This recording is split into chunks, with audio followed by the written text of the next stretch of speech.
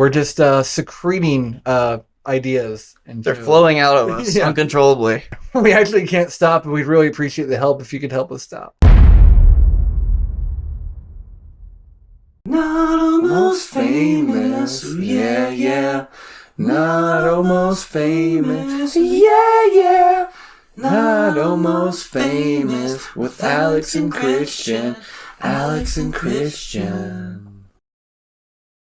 Hello, everyone. Welcome back to Not Almost Famous. I'm Alex. And I'm Christian. We're glad that you're back. Yeah, we're really happy. We've got another show for you today. I hope so. We do, yeah. I hope we didn't bring me here for nothing. We didn't bring you for an old show. We're not famous enough to do, what are they called? Recaps or rehashes? Yeah, Reruns. Yeah. Maybe someday. We're going to go through our favorite episode, our favorite moments from previous episodes. We'll do like a New Year's special where we count down our favorite clips. Yeah. That's how we could do it. Exactly. Okay. Foreshadowing, so stay tuned for the next year. Yeah, stay tuned for next year. We'll keep you waiting. All 17 of you or whatever. That's right. Our loyal viewers. That's right.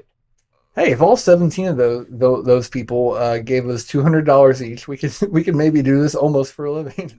But feel free to give us a lot more than $200. And also get other people to do it too. If all 17 of you gave us $500 an episode, we could quit our real jobs. All right. So think about that. Think how much more content we would be able to put out. Well, yeah. When we say quit our real jobs, it means we'll be able to make more episodes. We're not going to stop making episodes. Yeah, no. We don't want to encourage. Well, obviously, this is our real job. Yeah. We're just very poor. Right. All right. Do we have an ad for today's episode? Yes. Our sponsor today. You may have heard of Victoria's Secret, a very popular company that empowers women in their outer beauty with fine garments. I mean, exclusively wear their bras. Right, not just for women. I'm sorry to be sexist, but you probably haven't heard of Victoria's Secrete. Oh. They celebrate women's beauty that flows from within and then outwards. Oh, it comes out again? It does. But it goes in first and then out? It's generated from within. Oh, okay. And flows. And then you put it on the outside. That's right. Is that how it works? Yes, whether you want it to or not sometimes. Victoria's Secret.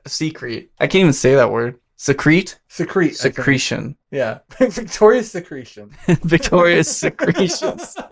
Victoria's Secretion is very different from Victoria's Secrete. Yeah. Maybe they'll sponsor us next time. I'm sure they exist. Right. and further... thank you, Victoria's Secret, for sponsoring this episode. All right, so what else do you have for me today, Alex? We had a lot of fun last time with my weird Wikipedia articles. That's right, yes. Which, on your scale, wasn't very weird, so if we do that again, I need to try a lot harder, apparently. That's probably true, but I wouldn't even really know where to start finding, like, weird. I mean, there's probably, like, shit that I've seen that's really weird in the past, so I have to do some digging, but... If you have any weird articles, feel free to submit them below. Yeah, any weird articles or Wikipedia entries, and we'll view them on the show and tell other people about them. That's right.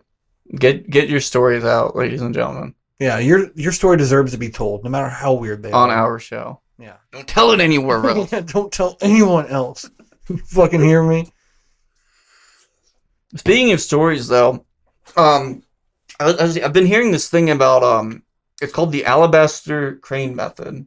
Oh, I've heard about that. Right, like like alabaster is like that. It's like I don't know if it's porcelain, but it's like porcelain colored, and it's like these little porcelain crane. I don't really know. I don't really know too much about it, but dude, I've been following that for years. I had no idea. Has it been around that long? Yeah, so I'm new to it. I guess you followed. When did you start following it? Well, I haven't necessarily followed the Alabaster crane method yet, but I've just, like, a couple of my friends were talking about it, and there's this one guy that just swears by the Alabaster crane method. So it's like, it's not like one of those, like, life-changing, like, I turned my life around with the Alabaster crane method, but it's just something that kind of, gives you, like, a different, like, perspective on things. Yeah. Kind of, it's not, like, really, like, an empowerment movement. It's just kind of like a self-esteem kind of type thing. Yeah. But yeah, he was talking about the Alabaster crane method. I was like, I usually don't really care about that kind of shit, but Alabaster crane method seemed kind of appealing, at least the way he was describing it. He did Yeah. seem like kind of like, you know, overall like happier and shit like that. So I thought I'd start like looking into it, and I don't know, probably need to give it some more time, you know, because I just found out about the Alabaster Crane method. But so far it's got like a lot of like different like techniques and kind of it does definitely have like a different perspective. Like it's not anything like, it's not like controversial, like groundbreaking, right? But it's just like stuff that you might have been like, oh, I hadn't really thought of it that way. Yeah. So I mean, I'd say I recommend it at this point. Like anyone out there that's just kind of looking for, you know, a change or some kind of self improvement. I think the Alabaster Crane method is it could be helpful. I haven't told too many people about my use of the Alabaster Crane method, but I didn't even know either. yeah, but I wasn't really sure if I wanted to put the Alabaster Crane method out there, but I've used the Alabaster Crane method to great effect in many aspects of my life. Okay. I mean, you know, I recently lost over 100 pounds. Yeah, I didn't know that was had something to do with it. I recently quit smoking. That's true. The Alabaster Crane method wasn't the only answer to those problems, but it was like it helped. Yeah, but the Alabaster Crane method really did help me in those things. So I would recommend that you dive deeper into the Alabaster Crane method. I definitely will. And if any of our viewers out there have like heard of Alabaster Crane method, or you know, used it, or just, you know, tell us, you know, good or bad experiences with the Alabaster Crane method, just let us know in the comments. Yeah, thanks everyone. Yeah. That's all we've got to say now. Any more show for you. Yeah. We're just secreting ideas, and they're flowing out of us uncontrollably. We actually can't stop, and we'd really appreciate the help if you could help us stop. We're just trying all we can do here to become famous someday. Yeah, or at least not almost famous. Yeah, we're at least not almost famous, and we're working our way up. I don't think we're even quite there yet. No, and we're like 30, so it's like feels like these days like you have to be like famous by the time you're like 15. Yeah. Like if you're like 20 and you're not famous, like you're not going to make it. I think the show would probably be more entertaining instead of us being 30 if there were 31-year-olds in our place. It'd be way cuter. It would be way cuter. I think a lot more people would watch. I think so too.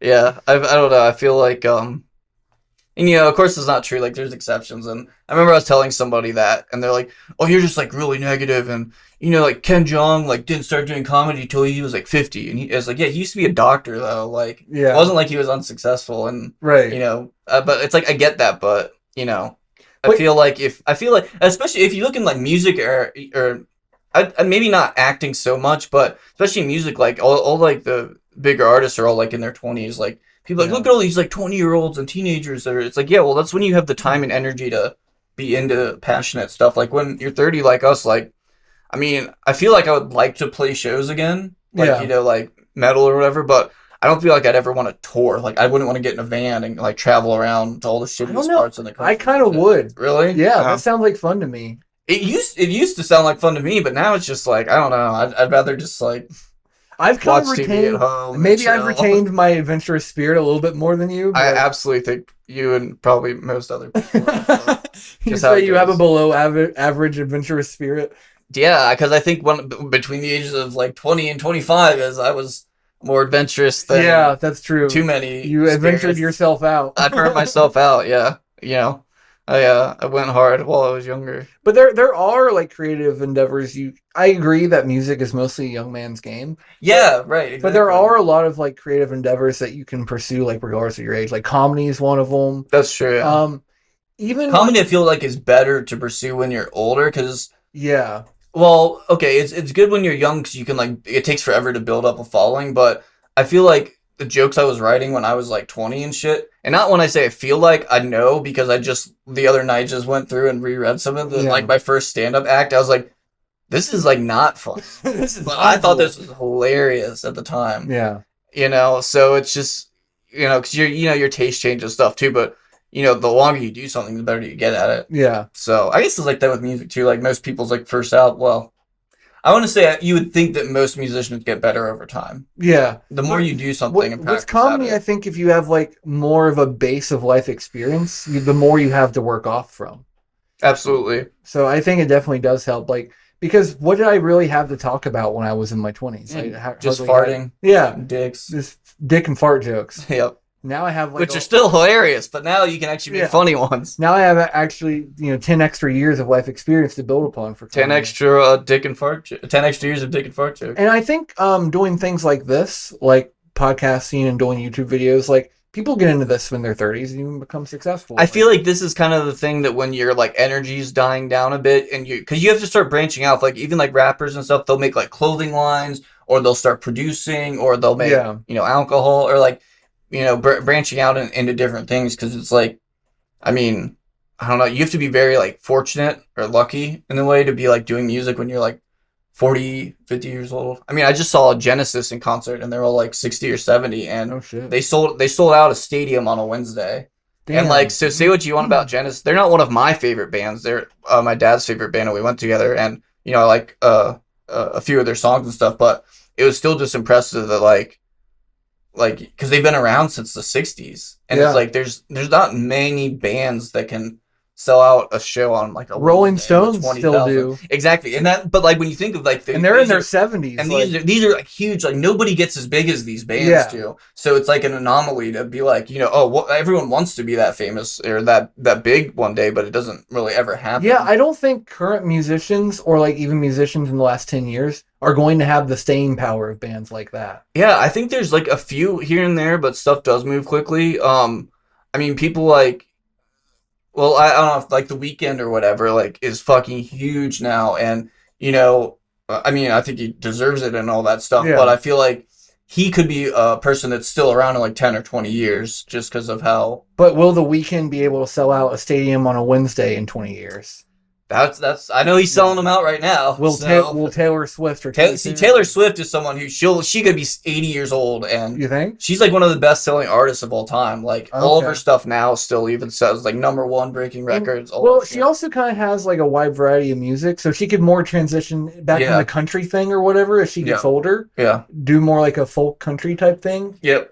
Yeah, and she because as her fans get older, like she'll get older, and their taste will change too. Exactly. So. Yeah, it's like because so maybe things change as you get older and stuff. And I think I feel like she directed a video or a short film or something about one of her videos, or so it's like she's getting into like directing and stuff. I'm sure she has like clothing or perfume or so it's just one of those things where you do definitely have to branch out. Because like Dr. Dre and shit, like he's like famous for NWA and rapping, but he mostly did everything through like production, like making beats and producing artists. Like people say he wasn't that great of a rapper, which I don't necessarily agree with that being the case, but he's known for like NWA and rap music, but he made a lot more money from being behind the scenes and like developing beats. Like he made like $1 billion selling beats to Apple and shit. So, like, I think today he's more known for beats and, like, discovering Eminem. He's more known for being Dr. Dre. Yeah. Like, that's why, like, you're super, like, all-time, like, being a famous star when it's just, like, people know, oh, he's Dr. Dre. What does he do? Oh, he's Dr. Dre. That's what he does. Like, when anyone says just Dre, that's the person you think or Dre. Like, he's not he got rid of his medical degree. Yeah. Like, those 3 letters, and the person that they're attached to. Yeah, exactly.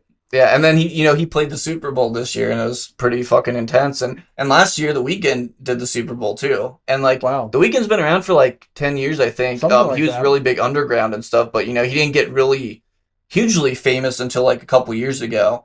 But just the fact that it's like they don't just ask anybody to be on the Super Bowl, right? And it's like I'm pretty sure it's the most viewed event in America. I'm in the sure United it is, States every year. So yeah, just the fact that like if you're being invited to Super Bowls and shit like that, selling stadiums, I mean, you've pretty much made it. And if he's not even doing jack shit when he's 50, I don't know that it matters. Right. Like, what else do you like? You play the Super Bowl, like where do you go from there? Yeah, I wonder. I mean, at a certain point, like super huge artists like that have to do it for the love of it, because at a certain point they don't need the money anymore, right? Right. But then there's also the case that like, as your wealth increases, like your cost of living goes up. Yeah. Because you keep having a more extravagant. Because rich people are greedy. You keep having a more extravagant lifestyle, so then you keep needing more and more to support your new lifestyle. Right, and to just push your career, because then you got to like pay more for studios, for labels, for like meetings, and going out with like directors and executives flying here, flying there. Oh, come meet with us in Los Angeles tomorrow for this deal, or oh, go do this stadium tour in Europe. Like, you can't do that if you're like have no fucking money. Yeah. So then you end up spending. Basically, the more money you have, the more you spend, and it's not because of greed. It's just because you have more opportunities and you don't live the same way that you did. You could still do that, but it's just like, maybe you didn't used to go to concerts all the time, but now it's like, oh, I have enough money, I can go to a concert. Yeah, to do that. And then you want to keep doing that, so you have to keep making more and more money. Right. I don't know if say one of your creative endeavors paid off and you made $10 million. Hell yeah, let's say that. Yeah. Would you want to reinvest that money and keep pursuing it, or would you just want to like lay back and live comfortably off the money you made? I think both, because I definitely would want to not have to work and not have like bills and shit. Yeah. And then I'm sure if I have enough money left over, I can still, and plus you're already more famous, so you don't have to invest as much money into yourself to get more famous. That's true. Like if you're already super famous, you could just be like, I'm doing a pop-up show tomorrow at the stadium, $10 tickets, blah, blah, blah. There's going to be 1,000 million people Dude, there. Dave Chappelle does that. He exactly. He shows up places. Yeah. Right. Unannounced, and then gets on stage. So it's like you don't have to, I mean, you do have to worry about money, but it's not like, once you made it that far, you can lay back a lot more. Yeah. And you can actually only do projects that you're really interested in and passionate about. Right. You don't have to, like, fight as much, like, of your energy, like, fighting for shit that or doing shit that you don't even want to do. Which makes me wonder why, like, some artists, their later work is, like, not as good as their earlier work. Because you would think that at that point they're just doing it for the love of it and they're passionate about it, so you would think it would get better, but a lot of times it doesn't. I don't know if that's because they're not hungry for it. I was gonna say, I think you don't have to try as hard to, like, back when you're first starting out, you like either don't know what you're doing at all, but you're still like passionate and trying, or you start figuring out what you're doing and you like want to make everything the best you can because you haven't succeeded yet. But when you're super successful, you've got other shit going on, like you've got other endeavors, or you're tired from doing shows or interviews or TV or whatever, then it's just like, oh, you have a contract and you have to get this album out in 5 months, and you're like, okay, I'll just whip something together. And and I think that's something a lot of people don't think about with artists. Like, your first creation that blows up, you could have spent your whole life working on that. Yeah, and then, usually most people do. And then your second one, you only spent a year, 2 years working on it. So I think that's part of it too. I think it is too, yeah. All right, we're going to do another round of stock photo backstory. We're going to find random stock photos online. And we found them in advance because last time we had to look for like 20 minutes, but we haven't rehearsed anything that we're going to say. We haven't like looked at them that hard. We just looked at them like, okay, we could do something with this. So, but yeah, because last time it took us like 20 minutes to find shit. So. Okay, so do you want each of us to take one of these guys and kind of like tell? I want to take the fat guy. You want to take the fat guy? Yeah. Okay. How about you start us off? All right. So these guys are two like lifelong best friends, peas in a pod. I think my guy, the app guy, I think his name is Harold. Harold? Yeah. I was thinking like, or maybe Vladimir. Yeah. He looks like kind of like Sven. Yeah, I think he doesn't look very sweet. He kind of looked like Serj Tankian a little bit. Do you think so? He kind of does a little bit. So this is Serj Tankian's his lesser known brother that's kind of the black sheep of the family and just like lives off of Serj's money. Yeah. Hanging on the beaches and fucking around. So Serj, what's Serj backwards? Dress. Is that Jres? I'm under Jres. he's under Dress. So his name is Jres. Okay. What's your guy's name? His name's gonna be. Oh God. His name's gonna be. He looks more American. He's very is there a physical feature that's determining his American looks? Or maybe like that big old American belly. He's very hairy. Yeah. He also looks like he could be a Middle Easterner. Yeah. Something. We don't know. All right, that's all we've got. No. Well, they're lifelong friends. They're fucking around on the beach, enjoying the wealth of. They're both enjoying Serj's money. Yeah, this guy's getting Dress and Pitor. Pitor with an O. Jres and Pitor. Pitor. So his brother is Serj Tankian, and Pitor is an only child that he doesn't even get that much money from his parents, but he gets money from Jres. That's money from Serj. Yeah, well, Jres was also fat growing up, but after getting a big windfall from his brother wanting to help him out, he was able to hire a personal trainer and a nutritionist and get into shape. But he doesn't hold it against Pitor for not choosing to do the same thing, even though Jres would choose to share the wealth if he asked. Jres is offered to pay for him, but Pitor is like, just buy me pizza and beer. Yeah. Who cares? He just like, you just buy hookers and I don't care, and I'll just eat whatever I want. You get the girls, I get the food, I get the beers.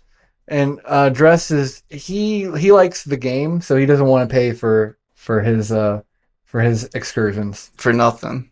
What are they looking at? I think Jres is probably pointing at why is he laughing? If it was like a hot chick, would he be like pointing at her and laughing like, haha, you have boobies? He's like, we could bang her if we want to. Yeah, we don't want to though. We don't want to. We're just hanging out. And Peter's like, he's thinking like, hey, I was thinking, when doesn't your brother take us to Aruba next time? Yeah. This place not so good. Well, I think so I think initially they were pointing at a hot chick, but she tripped and fell, and then they were laughing at her. They're just laughing at other people's misery. Yeah, that's what they're doing. They're just living it up, never having to work, living off of someone else's money. Right. And just pointing at people like, you had to pay your own money to get here and work hard at jobs. Right. And then they've got all these chicks that like walk by and they're like catcalling them, but they're not catcalling them for like, how most like construction workers. Yeah. They're just catcalling them like, hey babe, you come here, we have good time. And then they always get rejected, but they think it's funny that they get rejected because the girls don't know how cool they are. I think it would be better if they were actually catcalling them, like, come here. Hey, puss, kitty, come here. Come quick. Right, yeah. Come quick. Come sit on my lap. I've got some milk for you. I cover you and take care. Get you out of the sun. Yes. All right, so I think that's enough from these guys. I think so too. We built a pretty good backstory for them. Little do they know Serj is about to call them and tell them that he's canceling their plane trip if they don't leave. We're cutting you off. Yeah. You need to get your shit together and start doing your own thing, damn it. I'm not going to support you anymore. Let's make this a little bit bigger. That's what she said. Yeah, I think you made that joke last time. I hope I make it every time. That's what she said?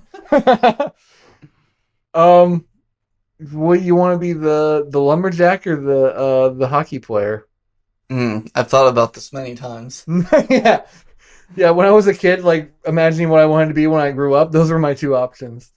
Right. I want to be a lumberjack. Yes, Kentucky is known for its hockey and its lumberjack. Yeah. I think I'll be the lumberjack. All right, I'll be the hockey player. She's cuter. Yeah, she is.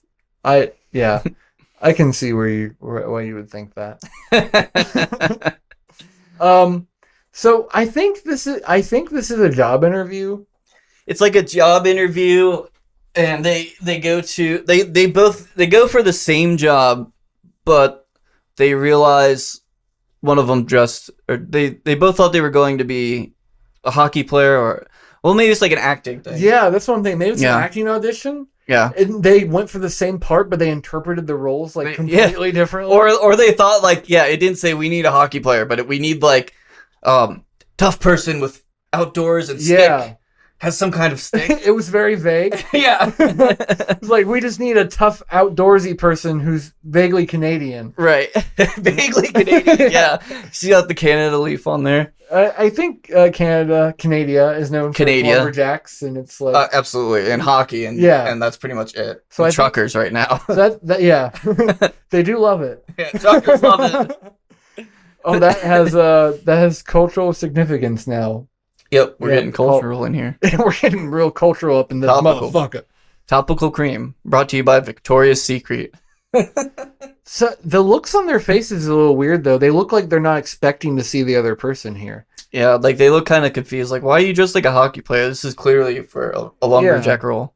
And she's like, no, No, you misinterpreted this. And he's pulling up the script on his iPad. He's like so like he thinks that she's out to get him and stuff, Yeah. and sabotaging him. Yeah, I think that he's about to get technical on her ass with the script. Yep, that's what's going on here. Yeah, her name's Madeline. Madeline's like, I came here all the way from Alberta, and getting through that line of truckers that wouldn't let me across the border was something I had to fight for. And I think when I read that script, I thought hockey player because they have something to fight for. I think you're misinterpreting the role here. Mo lives in his car, so he didn't have a very hard time getting here. He's really devoting himself to becoming an actor because his parents wanted him to be a doctor or go to school for IT, and he dropped out, and he's trying to make it on his own. Yeah, now. I mean, it's a nice car. It's a Lexus. But... It's a Lexus. Yeah, he's living in his Lexus. He's living in his Lexus. His parents are very wealthy. That he would have had a full ride. Fully paid for college if he wanted to be a doctor or a lawyer, but no, he's passionate about his acting career. And he feels this could be his big breakout role. Yeah. There's a look in his eyes, like a look of disappointment, like, oh shit, maybe I should have been a hockey player. Like he's not so sure of himself. But he doesn't want to let Madeline know that, so he's going on the offensive here. Yeah, I think his life of privilege has kind of left him a little unsure of himself. Like he's not sure if he has what it takes to make it, but damn it, he's gonna try anyway. That's right. And Madeline, I don't know what kind of family is she? More middle class, I think. Yeah, she's from Alberta, so she's got a good working class. Probably comes from a family of lumberjacks and hockey players. And I think her family probably supports her acting career. Yeah, this is like her first big Hollywood audition because she works at a coffee shop in Alberta, and she's had like some local roles in high school plays and behind the scenes work, but there's not a very big acting scene in Alberta. All the jobs are in Vancouver, so she's been there a lot, but now she's finally trying to make it big with her first audition in Hollywood. You can tell her gear is legit too. Like it looks used, it all fits her well. Like Mo, Canadians don't have knockoff hockey gear. Mo, it looks like he went to Home Depot and bought that ass. Like went to Walmart and bought that. But first he went online and researched like where to buy lumberjack, authentic lumberjack axe and shirts. Yeah. He's not living it. She's living it. Yeah. And I don't know. I mean, I'm rooting for Mo, like, going against the grain with what his family wants, but I think Madeline has probably got this one. I feel like it's a role that she was born for. Yeah. And I think Mo's one day his day will come. Yeah, his time will come. His day will come makes it sound kind of like ominous. Like, your day will come. But then when it does, he's going to get typecast, and he's going to have to play a 7-Eleven owner, or he's have to play a terrorist. Poor guy. Or a yoga instructor, and then he's going to get defeated, and then his parents will be like, we told you so. Yeah. Man, I think he'll stick with it and make his big break, though. I don't think he's going to go back to his parents with his tail between his legs. No, and I think he's going to realize that he was born to be a writer, and he's going to put all his passion into writing the stories. And you know what? Maybe down the line, he's going to hire Madeline to play the lead role. I like this story. The end. Oh, it's so sweet. All right, let's see if we got one more that we can. This one is just very silly. I don't know if I have a lot to say about this, but I wanted to make sure that I don't know that it doesn't give too much for interpretation. It's like he's obviously an old guy with Alzheimer's. Yeah, something dementia. I think he was in the war, and he the war. Yeah, the Great War, the great one. I'm gonna leave that up into interpretation, right. But and every time he does this often, and his daughter, who he lives with, always like, Grandpa, you're not in the war. Those aren't binoculars. He used to be a U-boat, or not a U-boat, but a submarine captain. Yeah, exactly. Down Periscope. And she keeps having to buy more and more toilet paper because he keeps throwing it overboard. Right. As you do with your binoculars when the going gets tough. Right. We don't have time for this. You throw your binoculars overboard. He just keeps throwing the toilet paper out the window.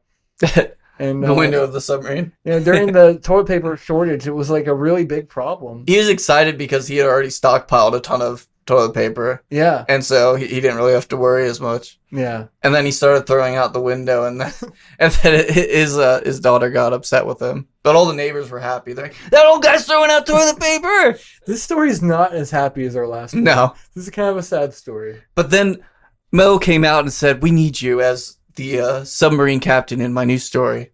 And Madeline got to play his daughter. Yeah. And suddenly he was cured, and we discovered that acting cures dementia. Yes. But only a big role. Right. But not Alzheimer's. Yeah, not that. Sorry, guys. Yeah. All right. But not Alzheimer's. Sorry, guys. Yeah, not Alzheimer's. Not all Alzheimer's. Not almost Alzheimer's. Not almost Alzheimer's. All right. I think we wanna go ahead and end it there. All right. Thanks everyone for watching this episode of Not Almost Famous.